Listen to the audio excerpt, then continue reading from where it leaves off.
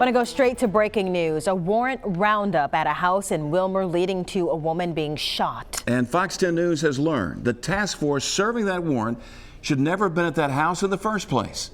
It all happened this morning on Moffat Road. Lee Peck just speaking with Mobile County Sheriff Sam Cochran. Lee, Sheriff Cochran says the woman who was shot did have a shotgun and wouldn't put it down. Well, that's right, Byron and Lenise. They say Ann Rylee was armed with a shotgun, and despite them identifying themselves and asking her several times to put the gun down, she did not comply, and at one point actually pointed it at officers. That's when two of them, according to the sheriff, fired at her, hitting her. Of course, she's not the one they were looking for. They were actually looking to execute 2 drug warrants on Nicholas McLeod. This is a suspect who has a long drug arrest history. Of course, we now know that he was booked into Metro yesterday. The sheriff telling us had they checked the jail logs this morning, they would have known he was in jail.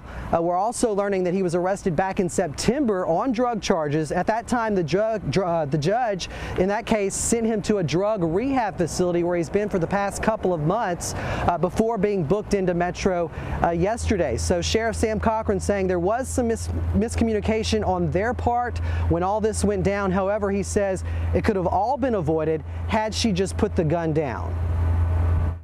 The arrest team did not know that he had surrendered himself to jail yesterday and was booked on the 2 warrants that were outstanding on him.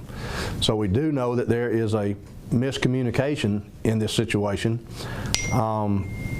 We don't know the exact cause. We've narrowed it down, though, to one of 2 things. Either the investigators did not make one final check this morning before sending the teams out to make the arrest, or the warrant section did not communicate to the computer system that the warrants were no longer active. We're running that down. However, if she would not have pointed a gun at the agents, they would have determined all of that on the scene and would have bid her a good day and thank you very much.